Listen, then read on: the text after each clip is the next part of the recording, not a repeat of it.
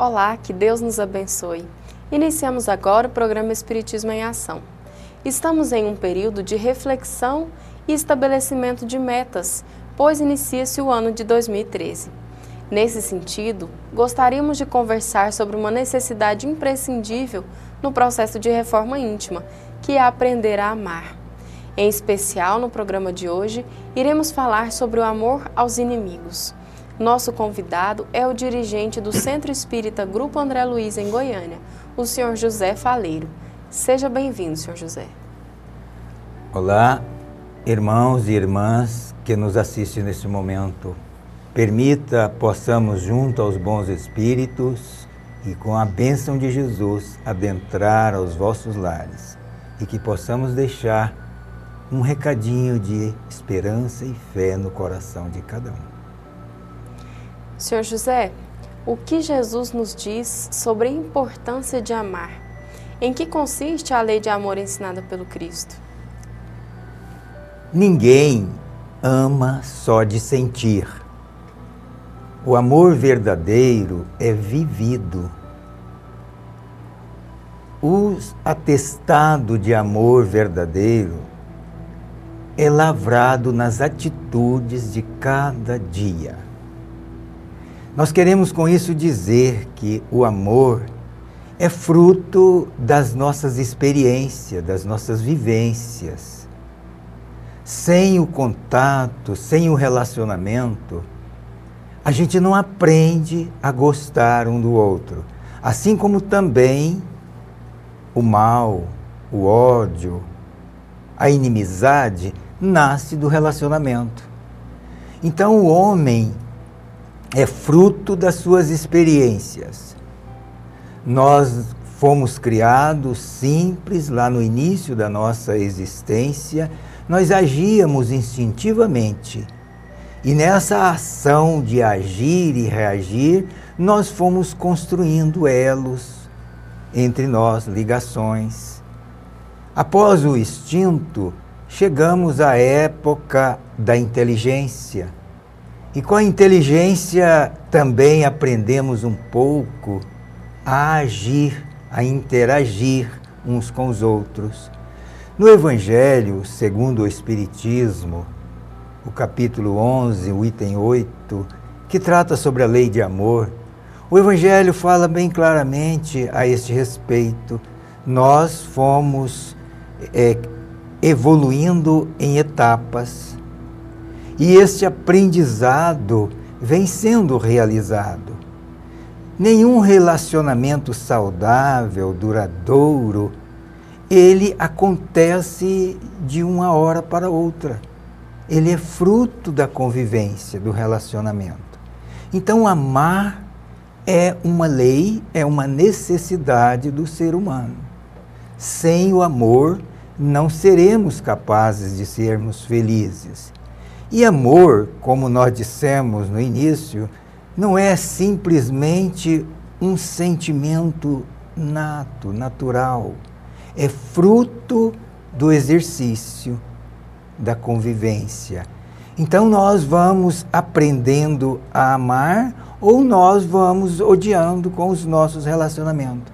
E nessa lição do Evangelho, ela nos fala que o ponto alto do sentimento é o amor. Mas esse amor que Jesus nos ensinou, o amor que Cristo mostrou quando relacionou com Marta, Maria, Lázaro, da mesma maneira, assim como relacionou com os apóstolos, assim como relacionou com Madalena, com a vendedora de perfume que a quis seduzir. É um sentimento elevado, o amor. E o que é bonito, Larissa, queridos ouvintes, que o amor, ele constrói elos que nos libertam. E o ódio constrói elos que nos prendem. São algemas que nos aprisionam. Sr. José, quem é o nosso próximo, aquele que Jesus nos recomenda amar nesse contexto da lição do Evangelho, ele nos traz: amai a Deus acima de todas as coisas e ao próximo como a si mesmo. Mas quem é esse próximo? Quem é esse próximo? Na mesma lição do Evangelho, do capítulo citado, Jesus conta a história do bom samaritano. E lá na história do bom samaritano, ele vem mostrar para nós quem é esse próximo. Então, para nós fica fácil hoje encontrarmos o nosso próximo. É bom lembrarmos que ele está principalmente dentro de casa, no nosso lar, na pessoa daqueles que convivem conosco o dia a dia, no trabalho, na rua. E veja o quanto está precisando da gente olhar nos semelhantes na rua, no trânsito, e sentir neles o nosso próximo. Quantas dissensões, quantos problemas seriam evitados se nós soubéssemos que os que andam ao nosso redor são o nosso próximo. Este esforço de entender a mensagem de Jesus é uma necessidade urgente do ser humano. Jesus disse que devemos amar não somente aqueles que temos mais afinidade, mas amar também os nossos inimigos. O nosso inimigo, ele é considerado também o nosso próximo? É o nosso próximo e talvez o próximo que só nós os poderemos transformá-lo em um irmão. Como nós dissemos, as atitudes negativas do mal funcionam como algemas nos acrisolando, nos prendendo uns nos outros. E enquanto existirem inimigos para nós estaremos jungidos a eles, sofrendo as consequências de um relacionamento infeliz. Então, desfazer-se das dificuldades com os nossos semelhantes é uma necessidade primeiramente para nós, para a nossa liberdade. E isso é tão interessante que Jesus, em um dos seus ensinamentos extraordinários, ele diz assim: se tiveres alguma oferenda a depositar no altar, e lembrar que contra ti pecou um irmão, vai primeiro reconciliar com ele. Veja a importância da gente sanar todas as dependências que nós temos com o nosso próximo. Então, o nosso inimigo, ele é o nosso próximo e é aquele a quem devemos tratar e exercitar o perdão, o amor, para que nós possamos transformá-los. Nós vamos para um breve intervalo, continue conosco.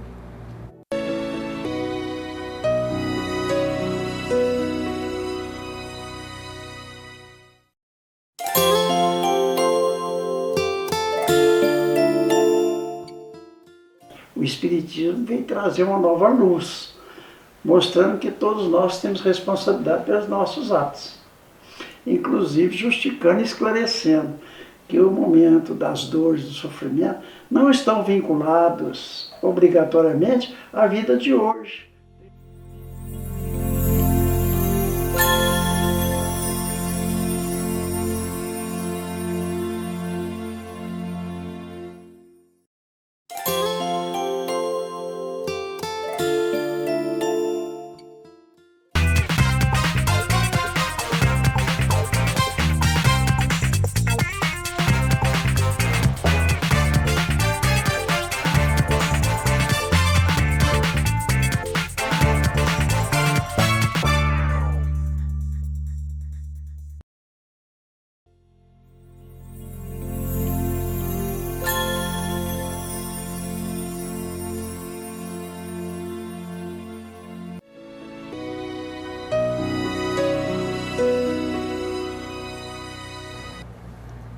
Estamos de volta com o programa Espiritismo em Ação, com o tema Amai os vossos inimigos.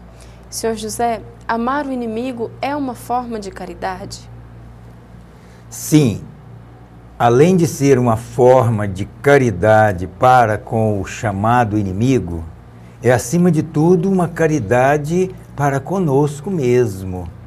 Porque carregar um ressentimento, uma mágoa, uma ofensa, é carregar algo que nos fere interiormente, que nos mantém em sofrimento. Então, é uma forma especial de caridade, principalmente em se tratando do nosso bem-estar. Muitas das vezes, o nosso inimigo até já esqueceu de uma ofensa que nos tenha cometido. E às vezes carregamos aquilo como uma lembrança infeliz que nos faz sofrer. Então, exercitar este amor, que é um aprendizado, é uma troca de experiência, é uma necessidade premente do ser humano para que ele encontre a sua felicidade. E é preciso que nos eduquemos para não ver um inimigo, mas ver um irmão, um semelhante que precisa de um apoio, de um afeto, de um carinho nosso. O que o Evangelho nos fala sobre a dificuldade de amar esse inimigo? As dificuldades em amar o próximo, em amar o inimigo, estão nas nossas dificuldades pessoais, nas nossas imperfeições. Somos seres ainda em processo de evolução, que carregamos conosco as nossas experiências infelizes, que significam para nós impedimento no entendimento das verdades maiores, que fazem parte do nosso crescimento. Então, a dificuldade não está nunca no outro, nem tampouco no Evangelho, nos ensinamentos de Jesus. As dificuldades estão sempre nas nossas limitações, dadas as nossas experiências infelizes, que fizeram de nós seres portadores de deficiência e de incapacidade de entender as necessidades reais da nossa alma. É diferente amar um amigo e amar o inimigo? O que o Evangelho nos traz nesse sentido? Talvez para quem tem o amor no sentido real do ser, não faz diferença. Porque quem ama, ama indistintamente. Os nossos sentimentos que ainda não chegaram ao amor, nos levam a ter preferências. Às vezes temos preferência por aqueles que nos trata bem, que nos ajuda, que nos ampara. Mas isso ainda não é amor. Quando nós adquirirmos a capacidade de amar, isso não vai fazer diferença se é alguém que nos magoa ou se é alguém que nos trata bem. Será que Jesus, diante de Pilatos e Caifás, demonstrou indiferença com relação ao seu grande amor pela humanidade? Ele jamais mostrou nenhuma atitude dando sinais de que tratava alguém diferentemente. Mas Jesus tem o poder de amar naturalmente. O dia que nós aprendermos a amar, nós não sentiremos inimigos. Pode até ser que tenha alguém que não compartilhe conosco as mesmas ideias, mas nós o saberemos entender perfeitamente. É possível, Sr. José, amar o inimigo sem exercitar o perdão? Diz que o perdão, ele só é realmente concedido quando a gente entende o lado do agressor. Quando nós passamos a compreender as razões pelas quais fomos agredidos, nós compreendemos aquele que nos ofendeu. Então, amar o nosso inimigo depende do ponto de vista que nós estamos. A dificuldade está sempre em nós, nas nossas limitações. Ao passo que as dificuldades do nosso inimigo, às vezes, são diferentes das nossas. Ele não está na mesma posição em que estamos.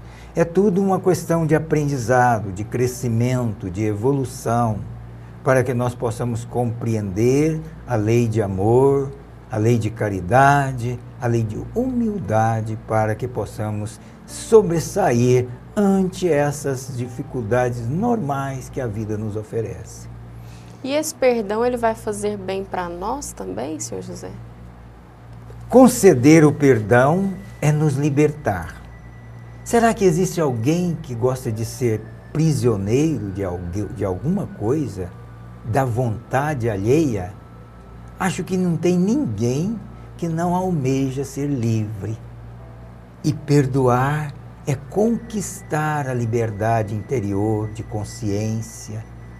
Então, perdoar faz bem para quem concede o perdão e para quem liberta da ofensa, para quem não sente mais os efeitos de um relacionamento infeliz. Muitas vezes, Senhor José, nós até conseguimos perdoar, mas o nosso inimigo ainda não abriu o coração para nós.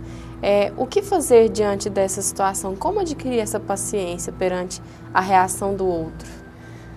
Lembremos-nos que cada um de nós temos o compromisso conosco mesmo.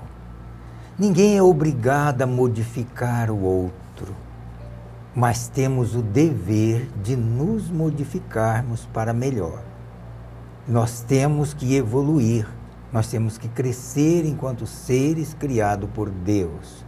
Então, se alguém não nos entende, não aceita as nossas condições de amor, de perdão, deixemos que a natureza, que as bênçãos de Deus o conceda a oportunidade para refletir. Ele não irá nos atingir a partir do momento em que nós concedermos o perdão e nos libertarmos daquilo que nos faziam presos, ligados a Ele. Iremos agora para um breve intervalo e já voltamos com o programa Espiritismo em Ação. Continue conosco.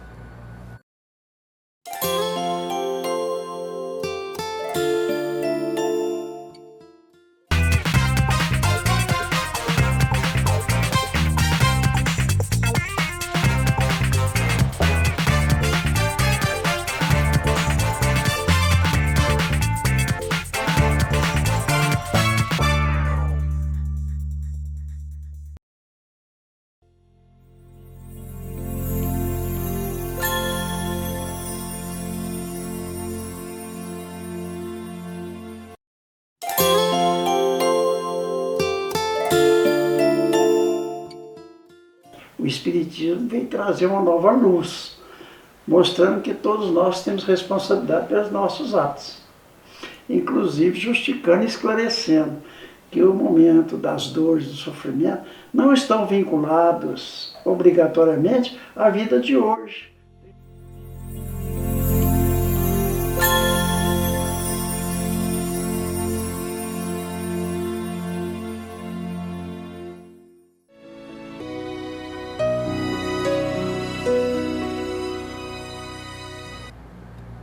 Estamos de volta com o programa Espiritismo em Ação, conversando sobre a recomendação de Jesus: amai os vossos inimigos.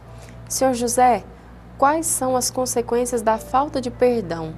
Nós falávamos no último bloco sobre a questão dos inimigos, o ódio, e entramos na questão do perdão.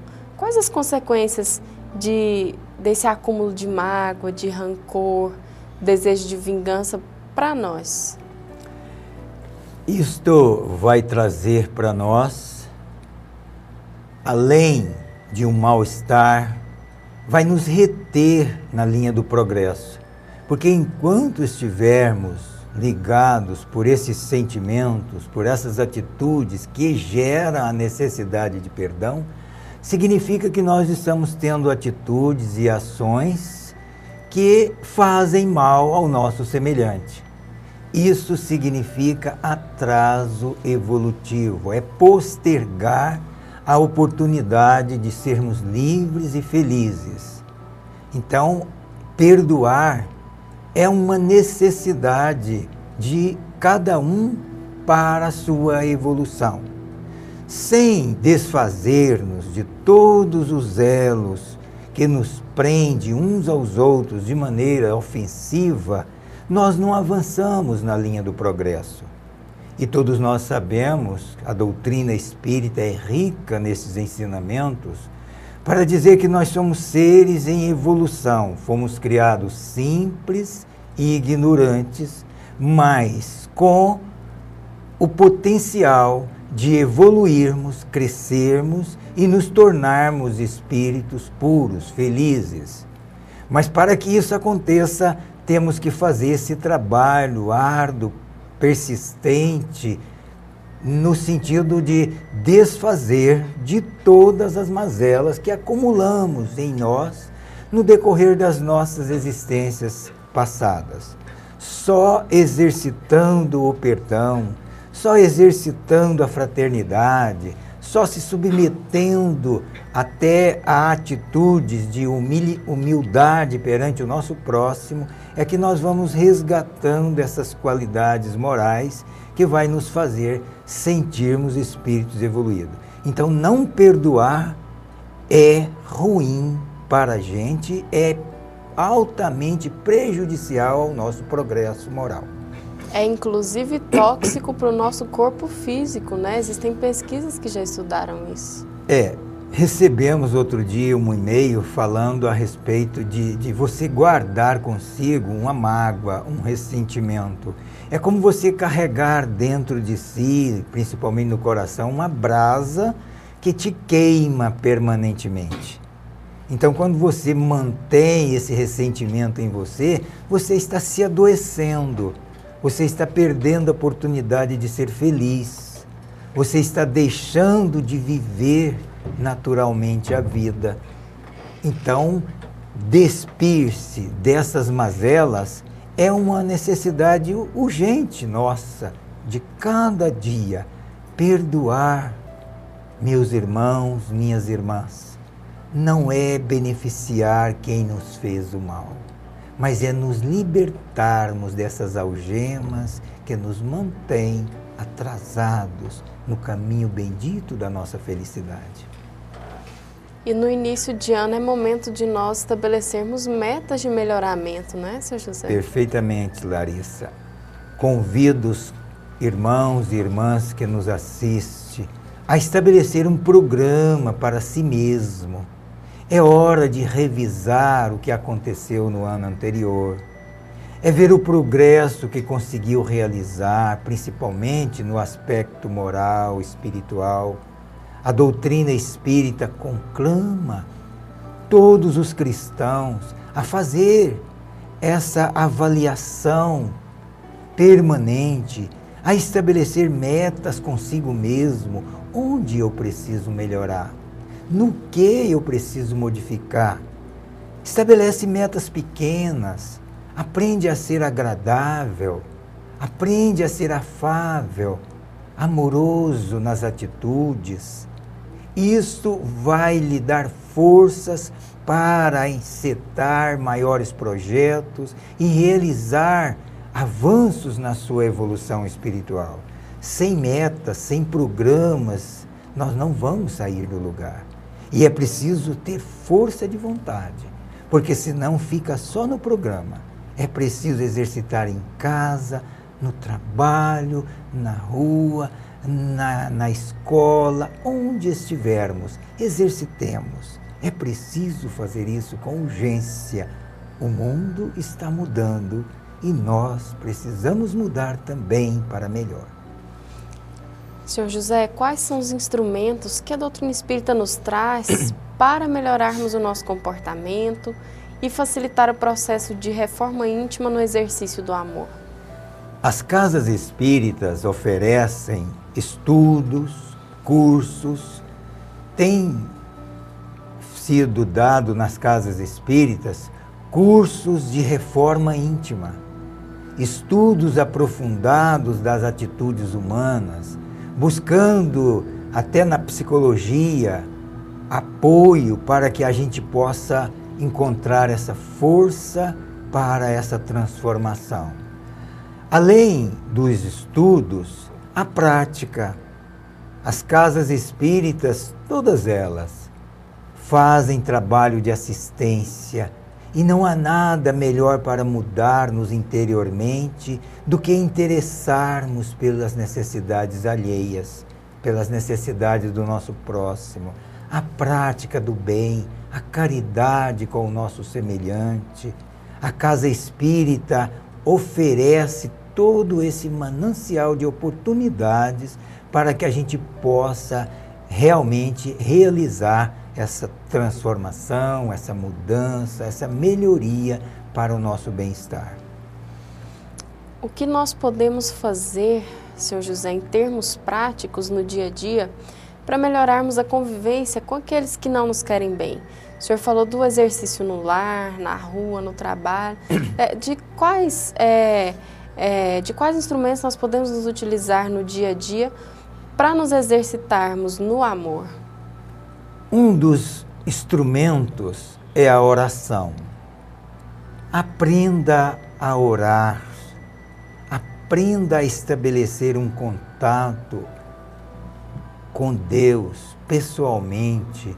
Nós precisamos nos ligarmos a Deus, porque aí iremos aurir energia, apoio, para que encontrando as oportunidades, nós estaremos prontos para isso. Sem que façamos esse contato, essa ligação com Deus, a gente fica como que desamparado. E as oportunidades surgem, as ofensas chegam e às vezes nós caímos. Muito bem. Caro telespectador, se você quiser saber mais informações sobre as atividades da Casa Espírita, acesse o site ocentroespírita.com. Nós agradecemos a presença do Sr. José conosco e ficamos aqui com o programa Espiritismo em Ação. Que neste novo ano façamos metas para a nossa reforma íntima e consigamos cumprir os nossos propósitos no bem, exercitando sempre mais o amor ao próximo, em especial a relação com o nosso inimigo. Que a paz de Jesus permaneça em nossos corações.